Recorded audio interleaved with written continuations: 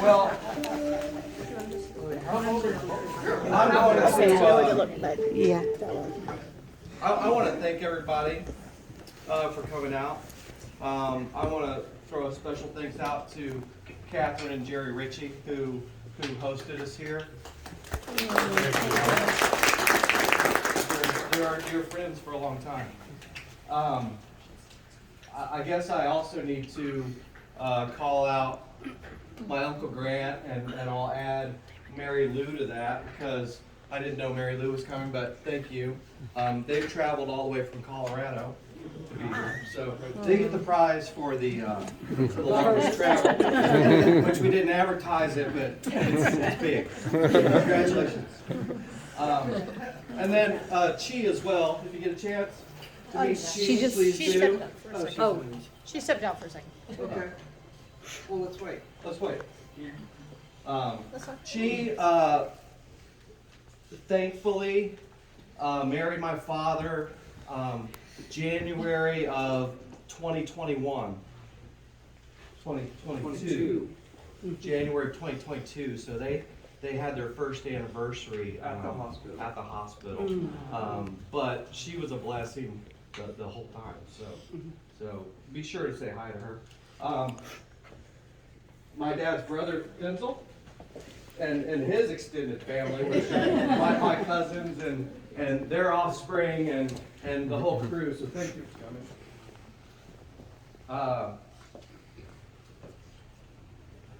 Thanks, I'll probably get that. So everybody knew Charlie in a different way here, and that's wonderful to see. I thought I should probably say some of the names, Charles A. Hannel Jr., Charles Albert Hannel Jr., Charlie, Uncle Junior, which he hated, you guys know. Junior, he hated that even more.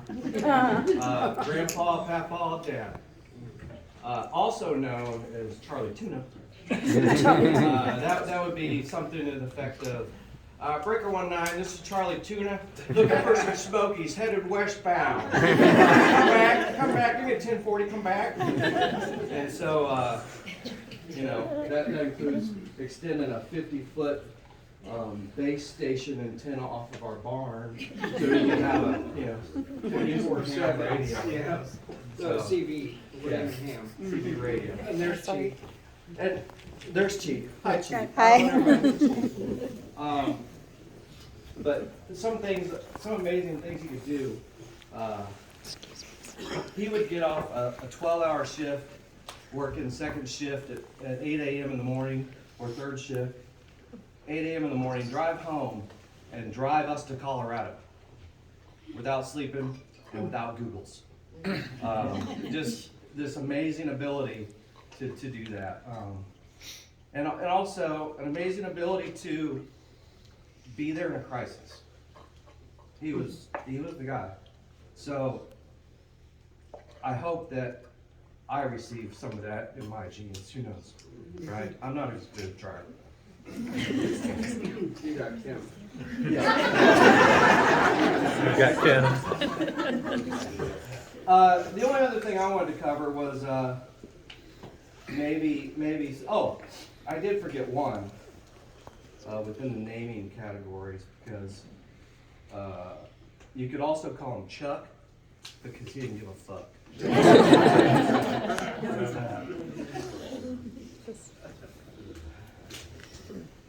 And the only other thing I wrote down is some of the off-color remarks that you might hear coming out of Charlie's mouth. I told him to kiss my ass.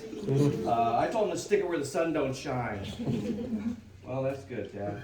I told them they could take their business and stick it where the sun don't shine. I'm not working with them anymore. Good deal. Good deal. But I'm sure there's more of those. You guys can, something like, yeah, now how did I know that? Yeah.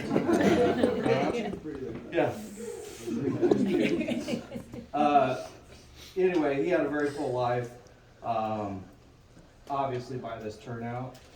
And otherwise, I'll let you all finish this sentence. This is my last off-color Charlie. Yeah, I don't mess with nobody. I mess with everybody. My brother Bert. He messed with everything.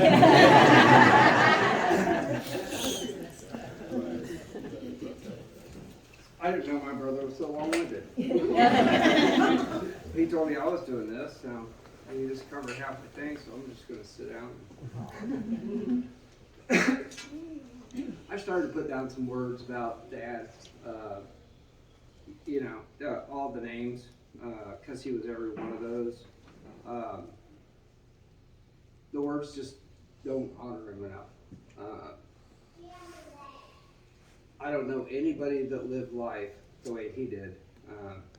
He didn't think he was going to make it till 30. He didn't think he was going to make it to 40. He didn't think he was going to make it to 50, 60, 70, or even 80. And he lived every day like that might be his last. And he did exactly what he wanted to do. One word that John didn't get that I would pick for him is hero. I spent 28 years in the military. I've met some heroes. Dad was my hero because he was always there. He always provided. I grew up thinking I was poor, but I was rich because I had everything that I needed when I needed it, and I didn't have to worry about that. It was amazing.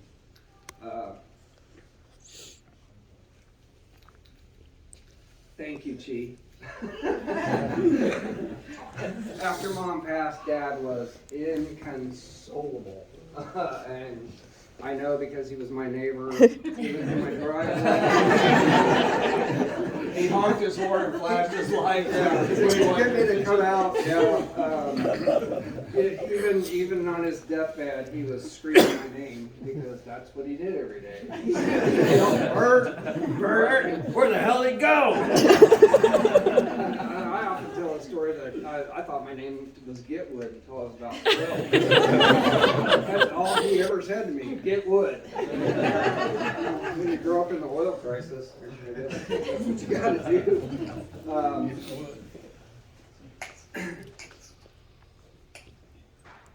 Buzz, Mora, fishing, everything. And the last decade's been awesome. If you watch the video, what happened to the video, Drew? Time's out. Drew. Drew, you had one job. No, he doesn't have a job.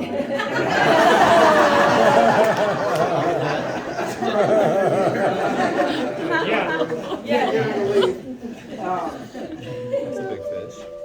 Dad's He been won with us that 3 year, I times a think. year. 13 years? I got the biggest. At least, yeah. Yeah, I think it's been 13 years.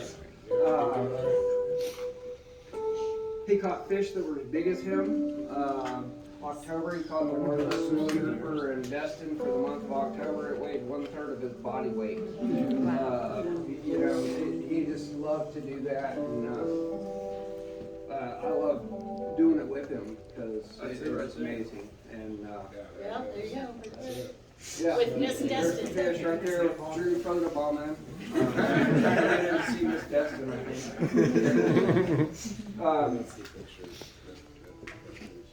Grandkids, he absolutely loved you.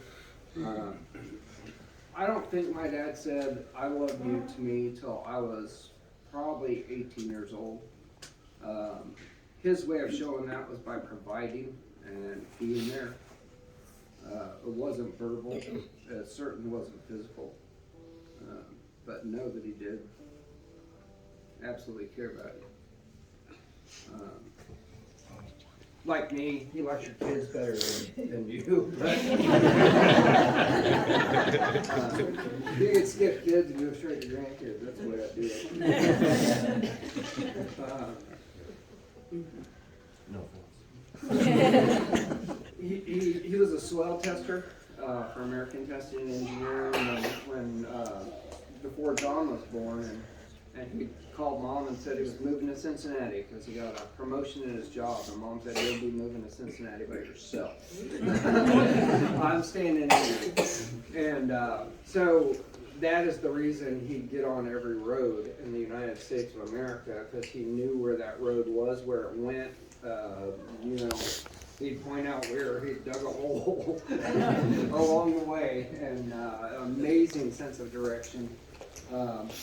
He became an apprentice at International Harvester, became an electrical supervisor, retired when he was 45 years old.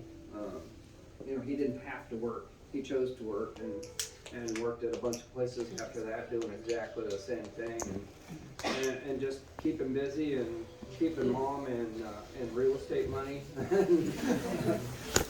doing whatever he needed to do. Lived in Pinehurst for 20 years, moved up to the mountains with us, got a camper, met Chi, and who knows where he went. He ended up back in the mountains. And it was just my privilege to be part of his life for 3/4 of it. I told him on the boat in October, kids, there's Elvis. I said, Dad, I want to apologize from the very first time I ever said F you. Because what I should have said was thank you. He shrugged his shoulders. Probably still mad from the first time I said that. I'm going to invite anybody that has a Charlie story that wants to tell it. You know, one of my most cringe moments with Dad was when we go out to eat at Denny's, which we're doing tomorrow. Because he'd ask the waitress, she'd say, you need anything else? And he'd say, yeah, your name, address, and phone number.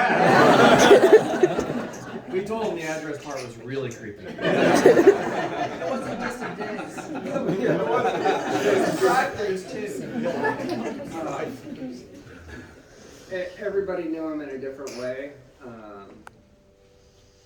Just a character.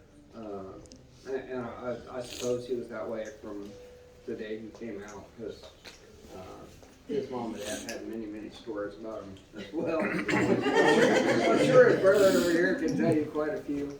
But if anybody has anything they'd like to say, we just like to open it up and let you say it. And, no pressure. And then following that, Following that, we'll have military funeral honors performed by the Indiana National Guard. And Dad was a 50-year Mason and a Shriner, 32nd degree. So that's a big deal, and they're going to be here to do Masonic rites after this. And so we're all going to, when everybody's done, we're going to move out to the foyer, do it out there. Anybody? If not, I'm gonna say something. All right. Mike Lewis. Charlie was a good friend of mine. Every time he would come into town, we would go out and have a drink together. If not, either John's house, my house. They didn't care. They drink in the driveway. And the bottle back here, I'm having a drink with him right now. To Charlie. And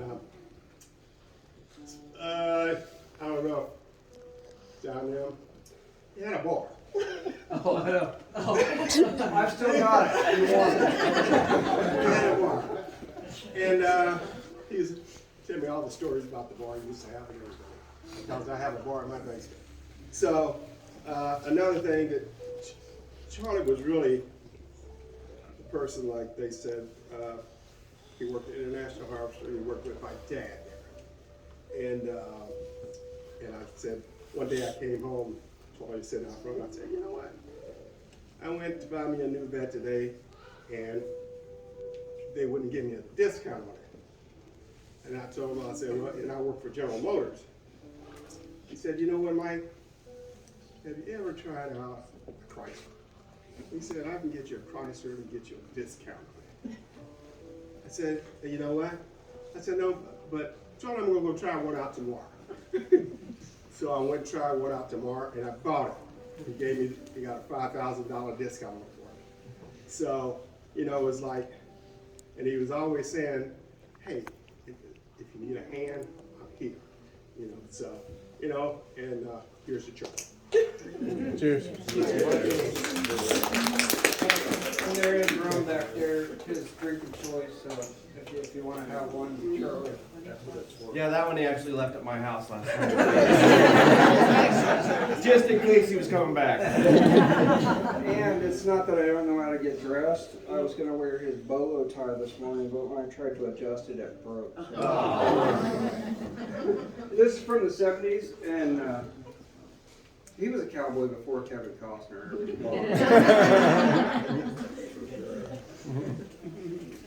Anybody else? I would say, Yeah. Go ahead. You can stand up. I think. Who are you?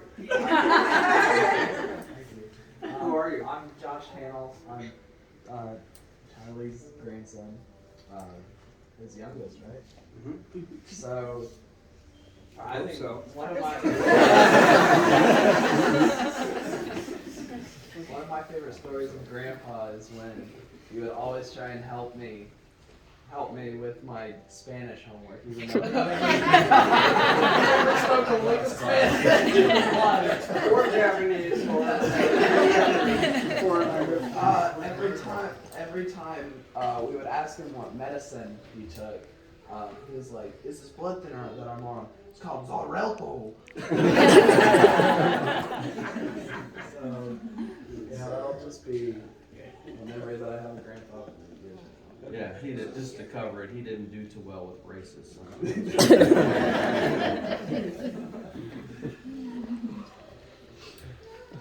I'm gonna see those commercials and hear that in my head now. no, it's more like Xarelto. What's that? That's not something. You got something? Has to come. I'll probably get lost in the middle of it. We gotta clean it. That's the largest tuna we've ever caught. It's 152-pound gutted yellowfin tuna. This big guy right here took 5 big fat guys like me 2 times around in almost 2 hours to bring that thing home.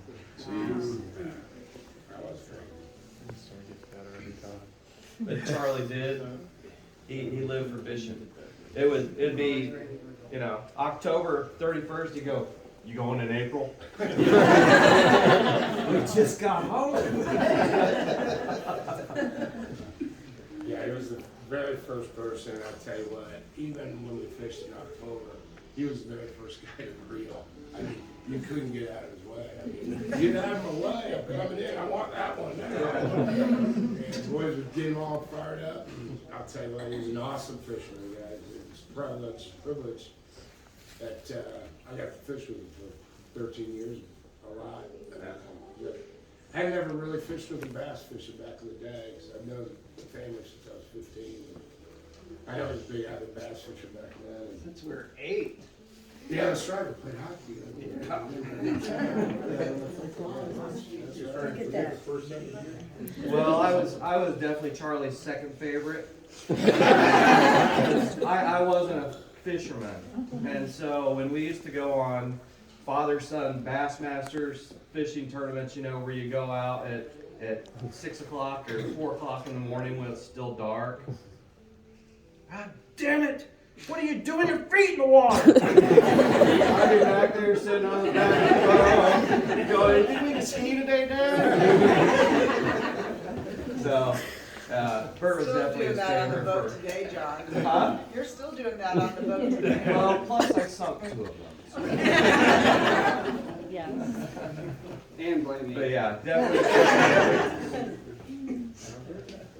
Well, a lot of people don't know, he was a Bassmaster with Harvester Bassmasters, and he would work all night. He worked third shift our entire lives, and he pulled up to the ramp at Fall Creek, and there was a floater on the ramp there, and he had to call the police and have all that stuff going, and didn't miss a beat.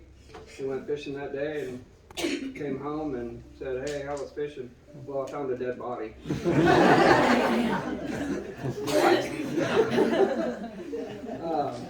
Yeah. Anyone? You guys gonna, please. Okay. Who are you? I am your mother-in-law. Yeah, that's right. That's right. And I know you want me to say that you're my favorite son-in-law. I am. Sorry, But- Sean. Yeah. It's my day. But it was Christmas Eve. It was about midnight Christmas Eve, and we were at Kim and John's house. We had driven down for Christmas. And my husband, who had been quite ill for quite a while, he started to go into a seizure out there on the ice and the snow. And I knew if he hit the ground, he'd either hit the car or the ice on the driveway. So I dove at my husband. We all had on the big puffy coats. So I literally jumped up and dove into my husband to push him over the hedge into the yard, which put us right in front of their front door. Charlie was the first one that came running out that door to help us get him through that seizure. And I'll always remember that. He came flying out that door to help my husband, Alan.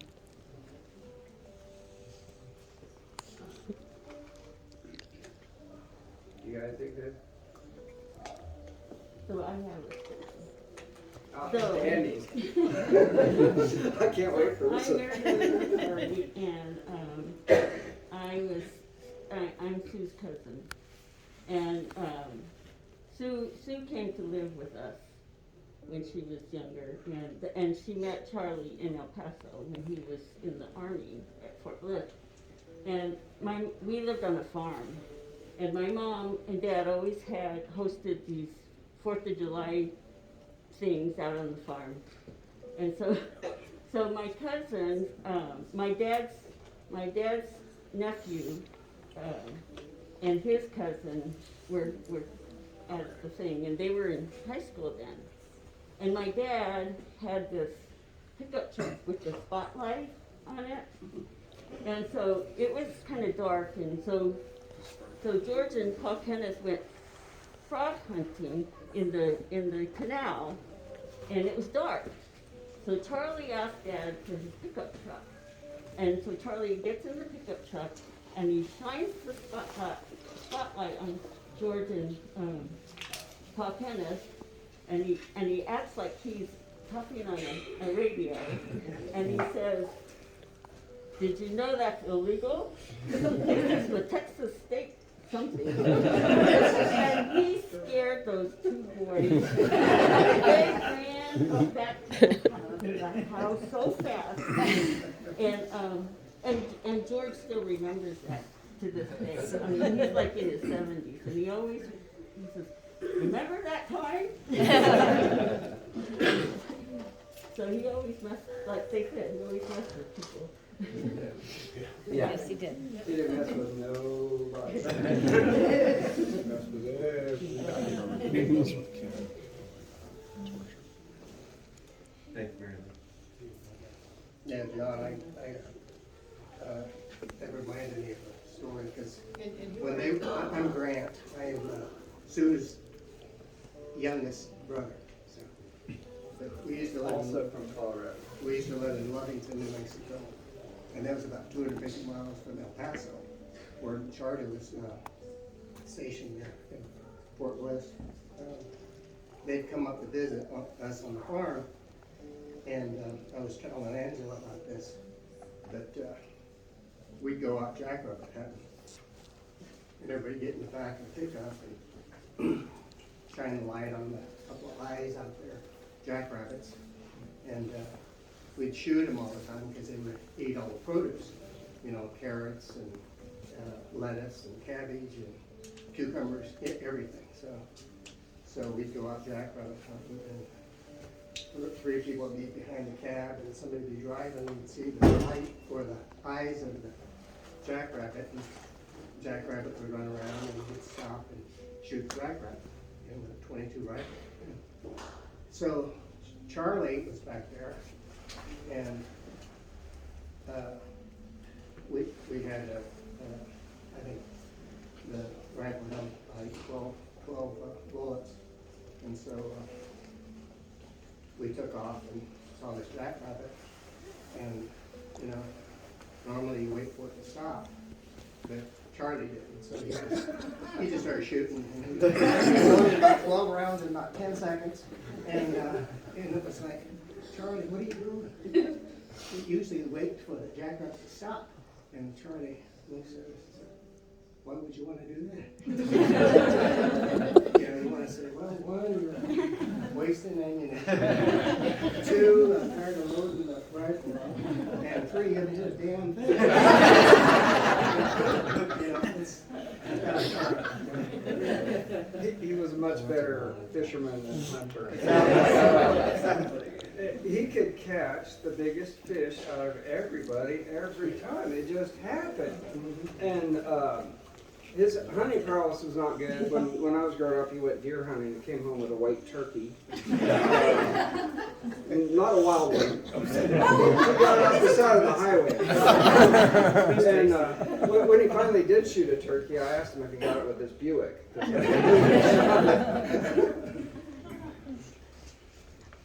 I got one. I'm Mike. Grew up with John and Bert. A lot of people here. And my story happened at fishing a couple of years ago when Charlie got his first edible.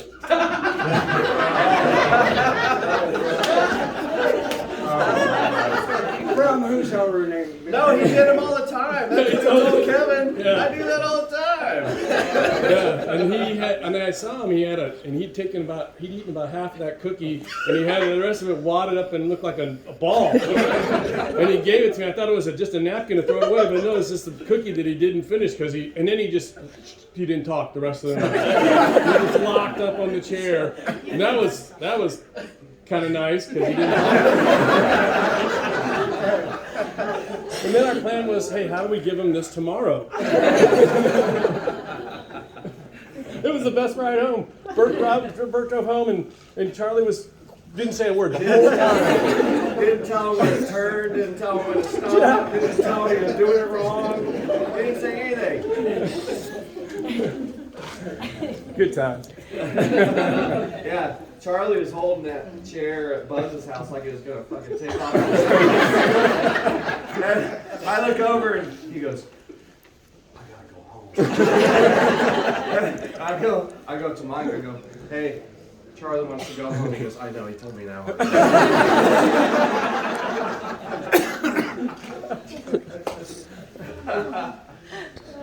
I gotta say though too, hey, the last year with Chi, where is she? I mean, I never seen so much smile on his face. I mean, because prior to that, he was, like you said, he was in a dark spot. He took care of Sue for 4 or 5 years by himself, and it was just miraculous what he did.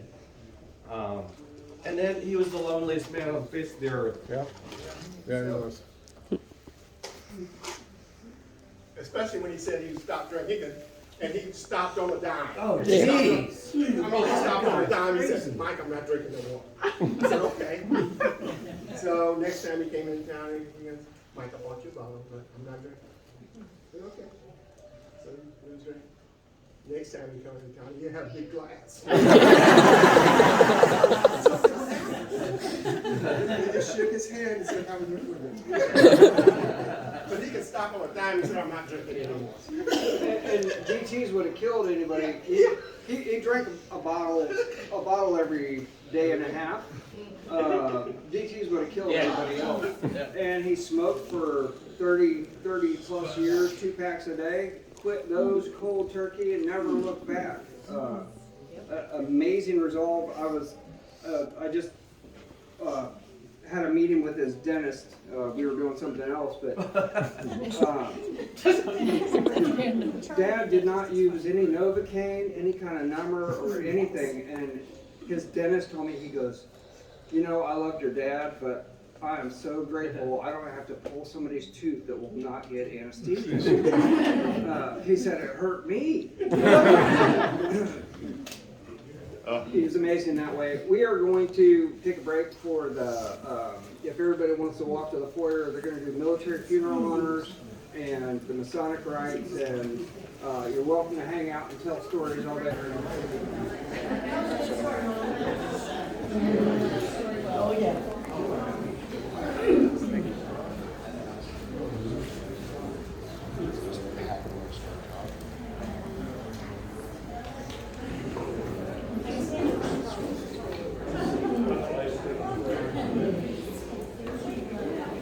That's my sister. Hugging, yeah, hugging John. Yeah, that's my sister Kate.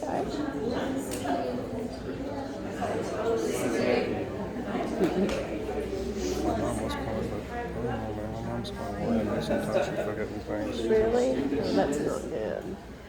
Oh, hate to hear that. All right, so you good? You good, John? Okay.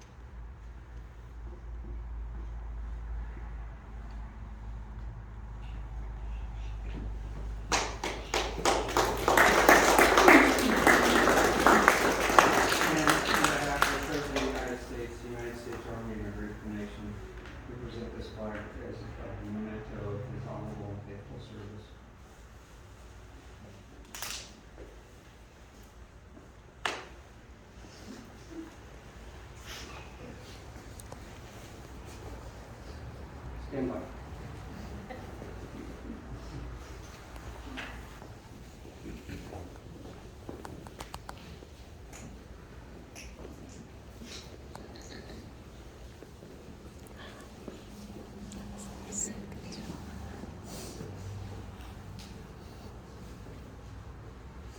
Charles Albert Hannel, born June 26, 1942. Initiated as an infant apprentice June 12, 1969. Passed to the degree of fellow craft February 27, 1970. Raised as a master mason on March 20th, 1970. Awarded gold March 20th, 2020. Passed away January 9th, 2023. Blue Lodge, Scottish Rite, and the Shriner. In time immemorial, it has been a tradition among the fraternity of free and accepted Masons, upon request, to conduct funeral services for a brother who's been taken by death. In conformity to this ancient usage, we have assembled at this time in the character of Freemasons to offer before the world a last tribute of our love and affection, and thus to demonstrate in the strongest manner possible the sincerity of our past esteem for our brother Charlie and steadfast faith in the principles of our fraternity. Let us be reverently attentive while the chaplain reads to us a lesson from the Holy Scripture. God is our refuge and strength, a very present help in trouble. Psalm 46. Like a father pitieth his children, so the Lord pitieth them that fear him. For he knoweth our frame, he remembereth that we are dust. Psalm 103. The Lord is my shepherd, I shall not want. He maketh me to lie down in green pastures. He leadeth me beside the still waters. He restoreth my soul. He leadeth me in the paths of righteousness for his name's sake. Yea, though I walk through the valley of the shadow of death, I will fear no evil, for thou art with me. Thy rod and thy staff, they comfort me. Psalm 23. Let us pray. O Lord, grant unto us the wisdom to understand thy ways, and give unto us thy comfort and strength. Amen. Brethren, we come here on this occasion with saddened, subdued hearts and softened affections, because one of our beloved brethren has been called out of our midst to be joined with that great brotherhood beyond. He has passed out of the love of human hearts to a higher, better, out of the dim lights of this lodge on earth to that brighter, glorious lodge above. However repelling the thought of death may be, however conscious we are of the loss that we've sustained, it cannot drive away the sweet recollections that fill our heart to overflowing today as we do honor to the memory of our departed brother. To him, we were bound by the mystic tie of our Lord. With him, we've kept watch and ward together amidst the trials and vicissitudes of life, striving as best we could in our weak human way toward the uplift and the betterment of our fellow man. We will ever remember him in scenes to which the world was not a witness, where brotherly love and affection were evinced without disguise. That he had his faults, but to demonstrate he had a human nature and not divine. Let us cast around his foibles, whatever they may have been, the broad mantle of Masonic charity, nor withhold from his memories the commendations his many virtues gained in our hands. If he's learned his lessons well, if he's paid heed to his admonitions and been faithful to the great captain of his salvation, then have we faith to believe that he has made suitable and proficient preparation for the present hour, and that he's entered into the rest prepared for the faithful from the foundation of the world. His search, my brothers, for further light has been rewarded, as he beheld the light of a new life in a world everlasting. Although he has been divested of the material things of earth, he has not gone empty-handed, but with the workmanship of his Masonic character, into the presence of a loving Father whose goodness and mercy know no bounds.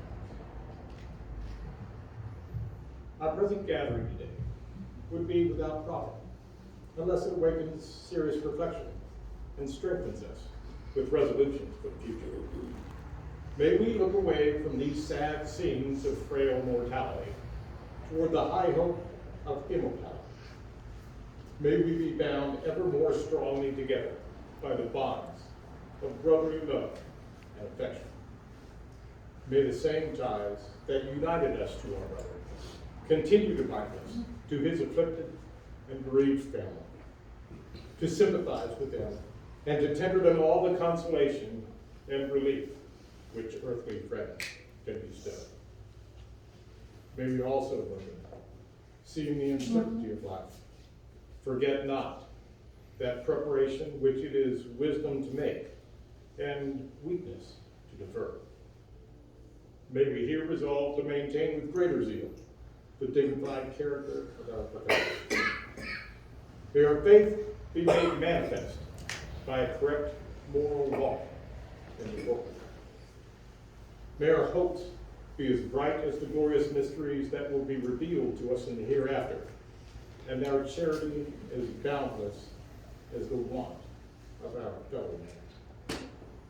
And when at last it may please the Grand Master of the universe to summon us into his presence, may the trestle board of our lives bear such an inspection that it may be given unto us to eat of the hidden manna and receive the white stone with a new name written thereon, which will ensure perpetual happiness in the paradise of God.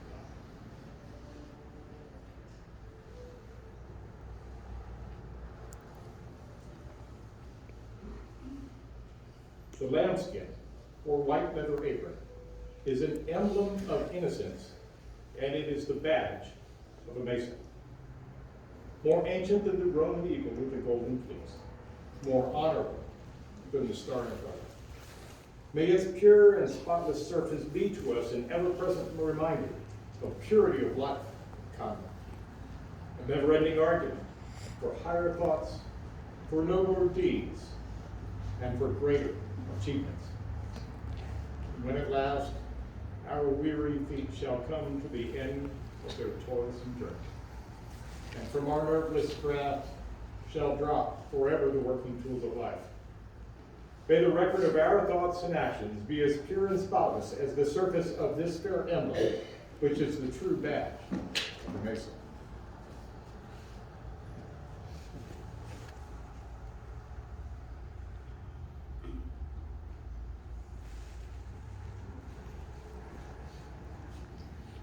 The evergreen, which once marked the temporary resting place of one illustrious Masonic history, is an emblem that reminds all Freemasons of our enduring faith in the immortality of the soul. By it, we are reminded of our high and glorious destiny beyond this world of shadows, and that there lies within each of us an imperishable, immortal spirit over which death has no power.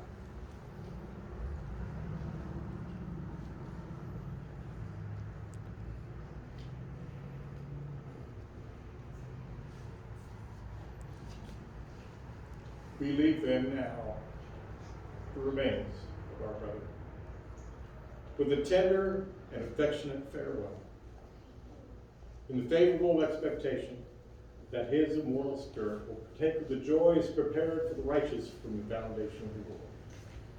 And may Almighty God, in his infinite goodness, at the grand tribunal of unbiased justice, extend his mercies to our brother and to all of us, and crown our hopes with everlasting bliss in the expanded realm of boundless eternity.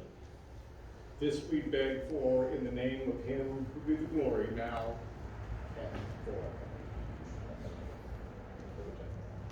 Let us pray.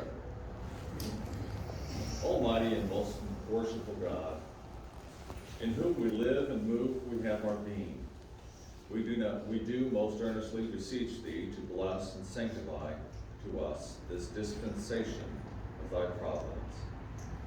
And O gracious Father, vouchsafe to us to pray thee, thy divine assistance, to redeem our misspent time in the discharge of the duties thou assigned to us in the erection of our mortal edifice. May we have wisdom from high to direct us, strength commensurate with our task to support us, and the beauty of holiness to render all our performances acceptable in thy sight. And to thee shall all the glory now and forever be. Amen. So may it be. In Ephesians, Paul tells them to live a life worthy of your calling. When you look around here today and you see the smiles, we heard the laughter from the other room, fun stories, it seems to me that Charlie spent a lifetime living just that, a life that was worthy of his calling. And so we as Masons, thank you for allowing us to honor Charlie today. Thank you. Thank you. Wow, that's awesome. Again, thanks for coming. Feel free to hang out. There's some drinks in there, Sprite, and water. And food. So, thank you.